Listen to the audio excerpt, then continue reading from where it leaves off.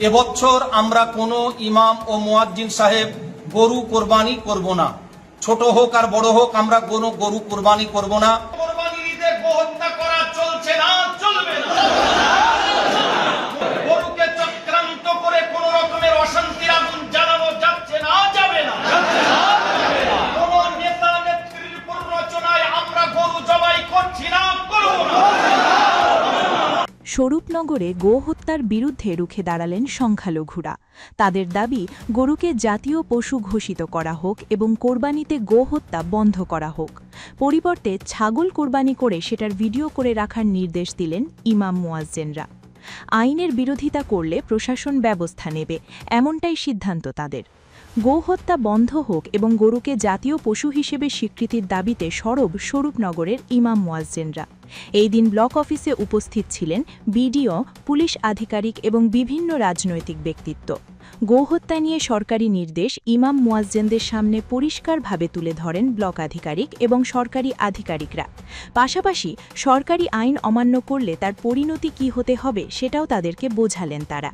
এরপরেই ইমাম মুয়াজ্জিনরা একত্রিত হয়ে স্লোগান দিতে থাকে, গোহত্যা করা যাবে না, গরুকে জাতীয় পশু হিসেবে স্বীকৃতি দিতে হবে এবং যারা গোহত্যা করবে তাদের বিরুদ্ধে প্রশাসন ব্যবস্থা নেবে। পাশাপাশি তারা এটাও জানালেন, ছাগল কোরবানির সময় ভিডিও ছবি করে রাখতে, যাতে সেই কোরবানি নিয়ে কোনো রকম ভুল প্রচার না হয়। দেখুন কি বলছেন তারা। আমরা স্বরূপনগর ব্লক ইমাম মুয়াজ্জিন সমিতির সকল ইমাম ও মুয়াজ্জিন সাহেবরা এই মুহূর্তে স্বরূপনগর ব্লক SGY হলে উপস্থিত আছি।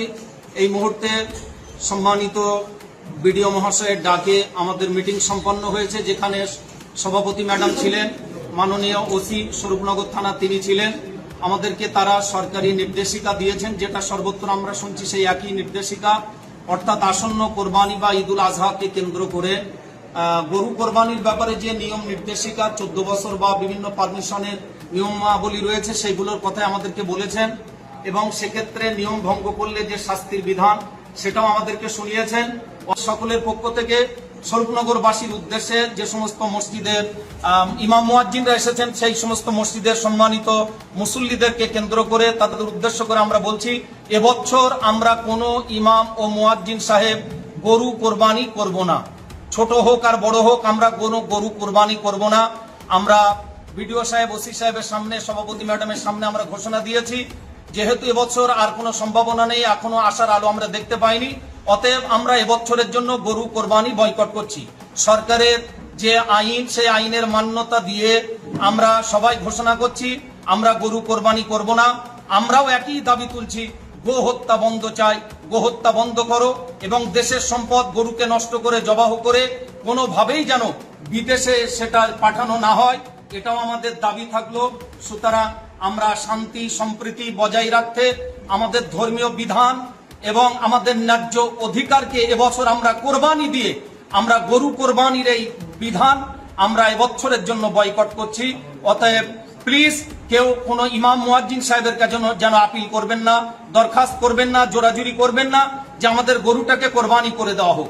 আপনি যদি আইন আদালতের সম্মুখীন হয়ে সার্টিফিকেট বার করে আনতে পারেন এবং সেই নির্দিষ্ট জায়গা যদি থাকে, ইমাম মুয়াজ্জিন সাহেবরা অবশ্যই করবেন। আর ছাগল কোরবানি বা যে সমস্ত কোরবানি পশু কোরবানি করা যাবে সেক্ষেত্রে কোনো অসুবিধা নেই। তবুও আমরা সবাইকে বলবো, মসজিদের দায়িত্বশীল কর্মকর্তা যারা আছেন, স্বরূপনগরবাসী যারা আছেন, সকলের উদ্দেশ্যে আমরা জানাচ্ছি, মুসল্লিদেরকে উদ্দেশ্য করে আমরা বলছি, ছাগল যখন কোরবানি করা হবে এবছর আমরা পরিস্থিতির শিকার, সুতরাং কোনোভাবে যেন আমরা আর এক চক্রান্তের শিকারে পরিণত না হই। একটু প্লিজ আপনারা খেয়াল রাখবেন, আপনারা দেখবেন ছাগল জবাহ করার সময় সেটা সত্যি ছাগল জবাহ করা হচ্ছে কিনা, তার ভিডিও ক্লিপ আপনারা ধারণ করে রাখবেন, আপনারা সেটা ভিডিও করে রাখবেন।